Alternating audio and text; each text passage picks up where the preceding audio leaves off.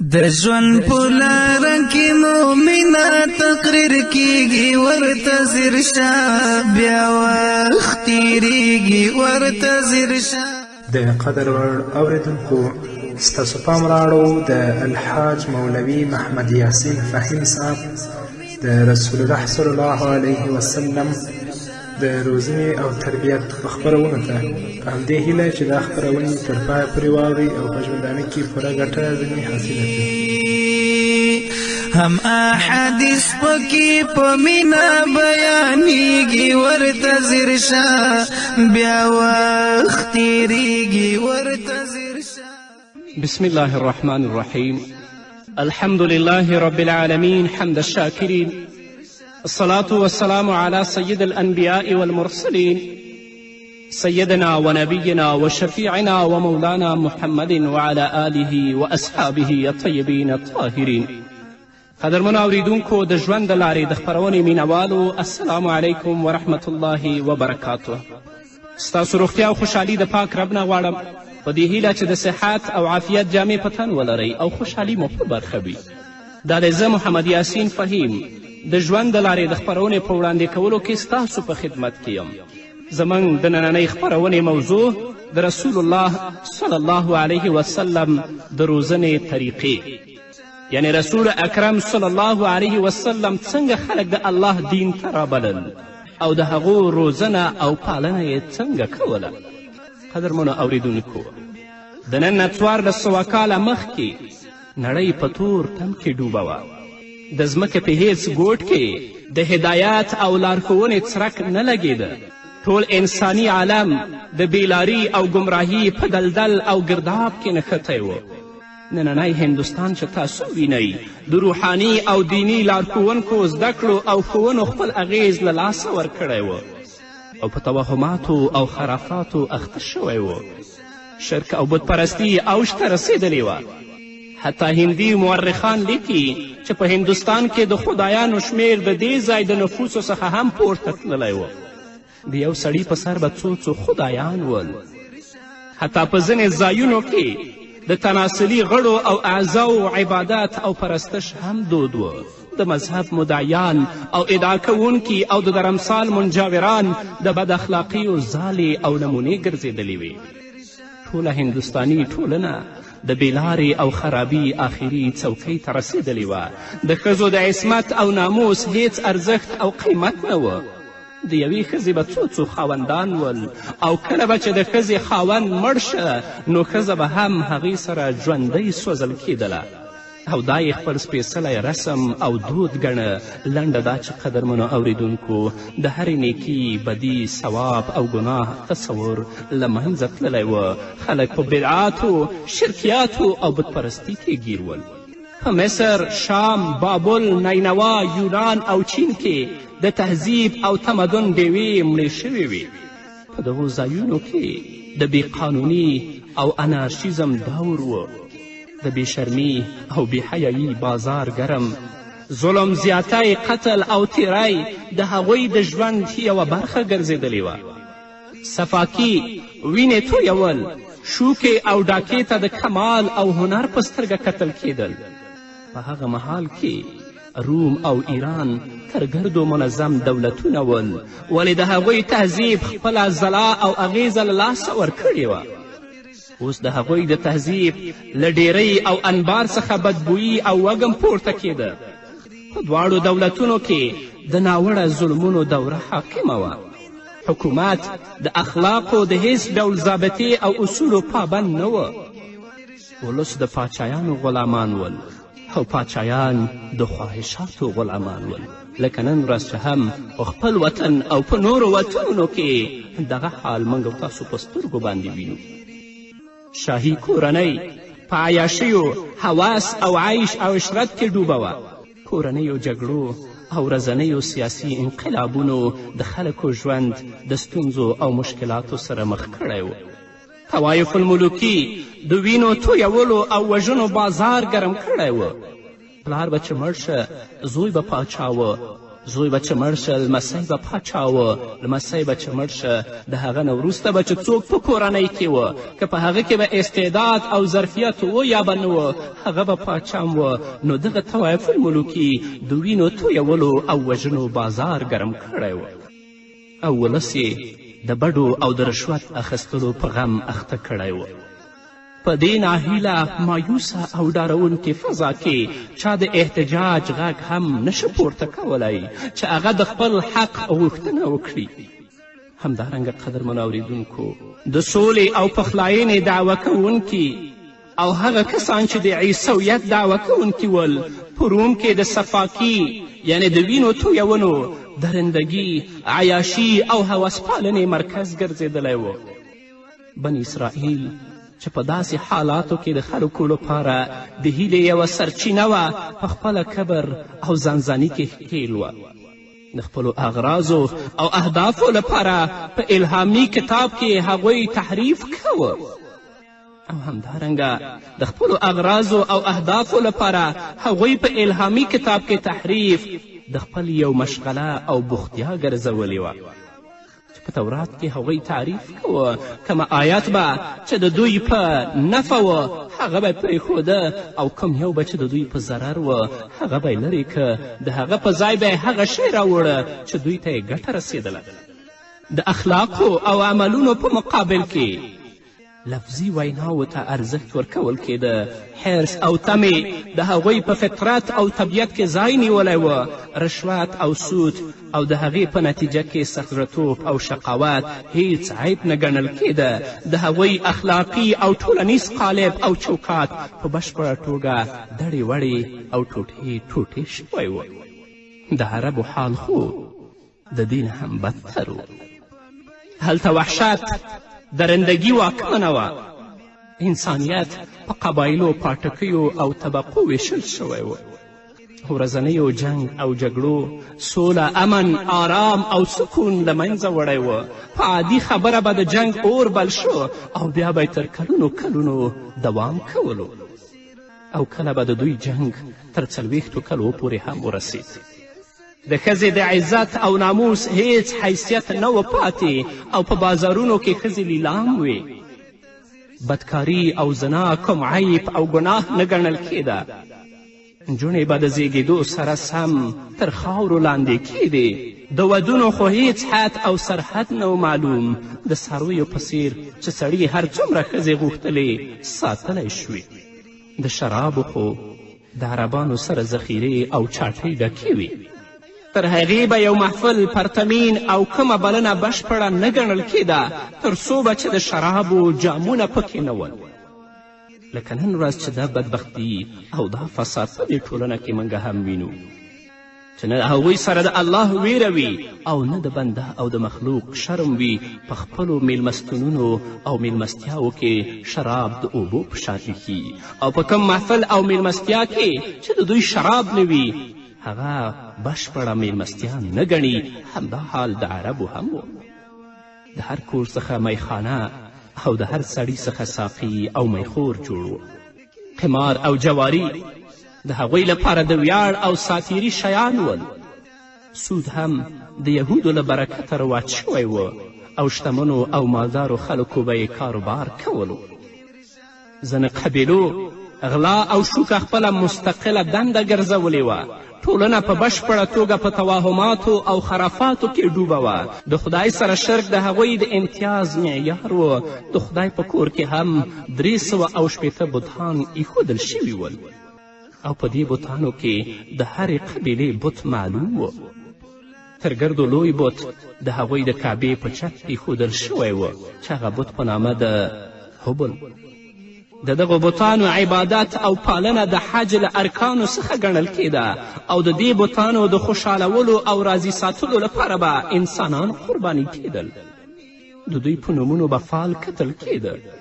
لکه چې نن ورځ هم ځینې خرافات چې موږ وینو په دې ټولنه کې رایج دي د هغه خرافاتو نه چې عربان په هغوی کې مبتلا ول مخکې د اسلام نه د هغو جز او یوه برخه ده. د شرک څخه پرته په ځینې قبیلو کې د عیسویت ترڅنګ یهودیت هم دود او برلاسی و. او ځینې پکې مجوسیان او اورپالونکي یعنې آتش پرستان ول. ځینو به د ستورو او د لمر او د سپوږمۍ عبادت کوه. د هغوی په زړونو او ذهنونو کې عجیب او ډول عقیدو ځای نیولی و.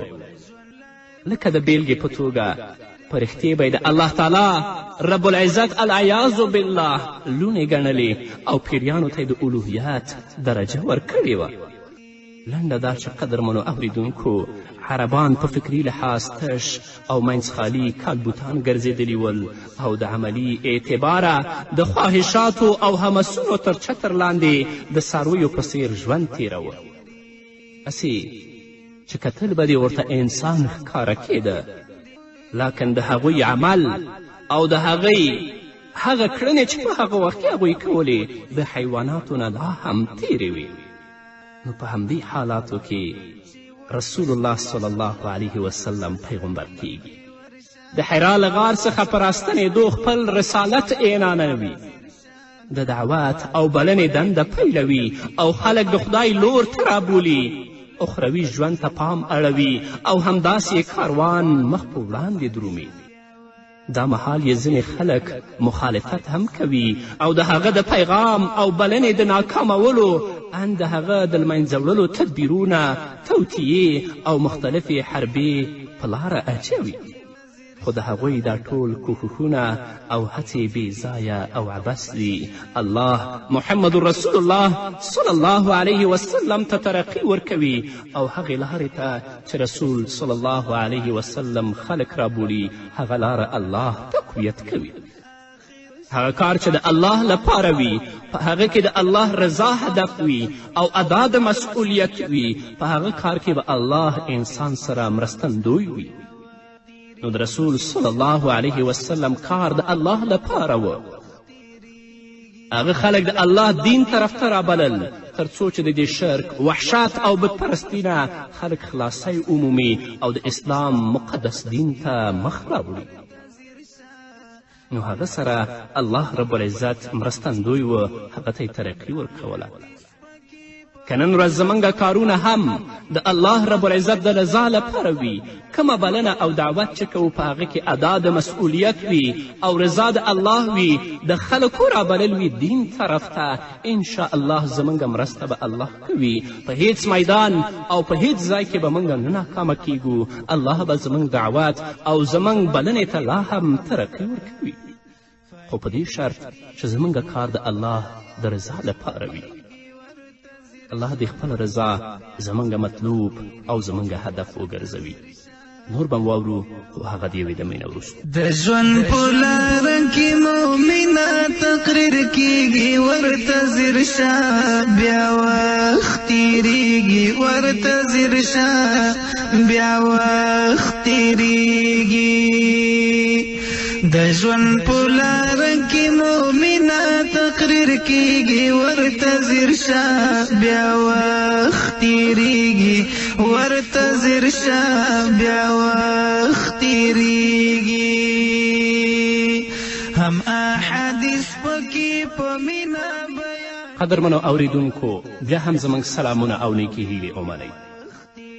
د اسلام کاروان د رسول الله صلی الله علیه وسلم په لارښوونه او مشري مخ په وړاندې درومي او د 23 کلونو په لږه موده کې د نړۍ د ستر ځواک او قوت په حیث راڅرګندیږي او بیا په څو کلونو کې د نړۍ په لویه برخه خپریږي. دا د رسالت کاروان او قافله د نړۍ د ټولو بدیو او منکراتو څخه پاکه او د ټولو ښېګڼو او نیکیو څخه ډکه ټولنه رامنځته کوي. د ژوند په هر ډګر او هره برخه کې داسې مثالونه او نمونې ټینګوي چې کله کوم مورخ د تاریخ دې پړاو او مرحلې ته رسیږي نو ګوته په غاښ حیران پاتې کیږي چې د نړۍ تر ګردو وروسته پاتې او جاهل قوم د تهذیب او تمدن ډیوه بله کړه او د ټولو خلکو لپاره د لارې مشال شول. په دې محمدي کاروان کې چې څوک هم شامل شو نو سر تر پایه پکې بدلون او تغییر راغی.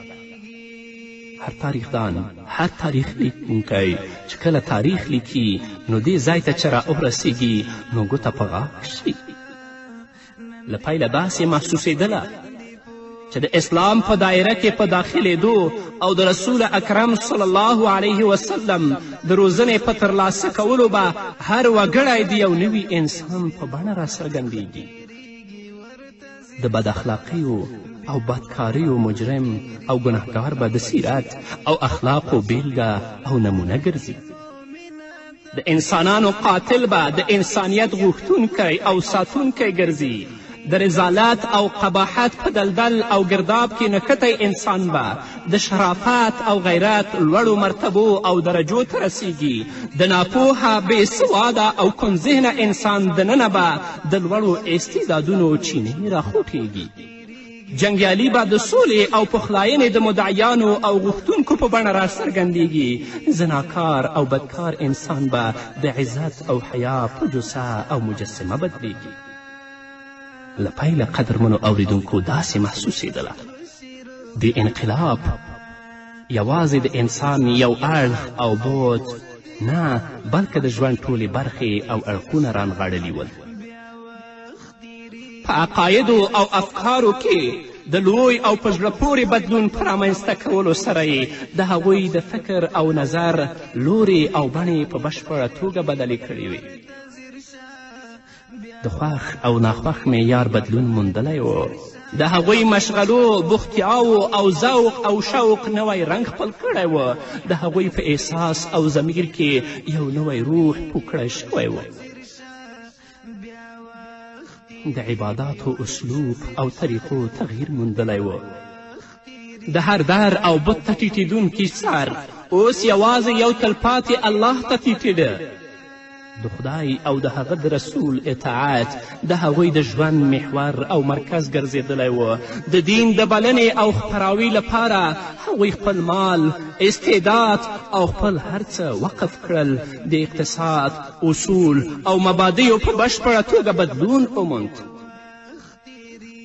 د سود پر ځای انفاق، ایثار او قرباني په هغوی کې رواج او دود شوه. د ټګي او برګي او درغلۍ پر ځای صداقت او امانت ځای پر ځای شه. د فساد او بدۍ پر ځای هدایت او لارښوونه راوټوکېده.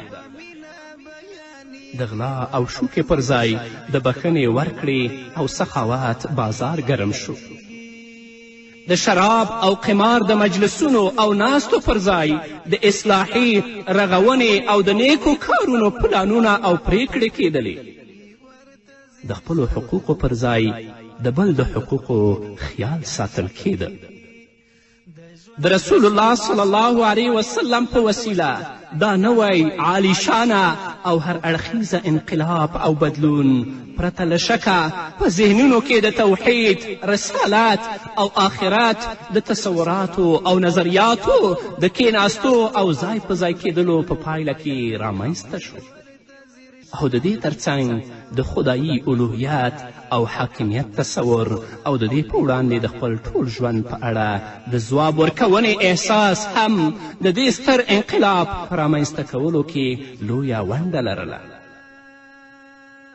خو دلته قدرمنو اوریدونکو دا پوښتنه هم راپورته کیږي چې په ذهنونو کې د دغه حقایقو د کینولو او ځای پر ځای کولو ترڅنګ د انسان دننه د داسې ستر انقلاب د رامنځته کولو او بیا د هغه د ځواکمنولو او پیاوړي کولو لپاره به رسول الله صلی الله علیه وسلم څومره حکیمانه اصول او تدابیر غوره کړي وي. نو راځئ چې دغه د څو حکیمانه روزنیزو اصولو مطالعه وکړو تر څو موږ هم د زده کړې او روزنې په لړ کې د هغو څخه ګټه واخلو. نو زموږ خپرونه وه د رسول الله د روزنې طریقې. دا یو تمهید او مقدمه وه.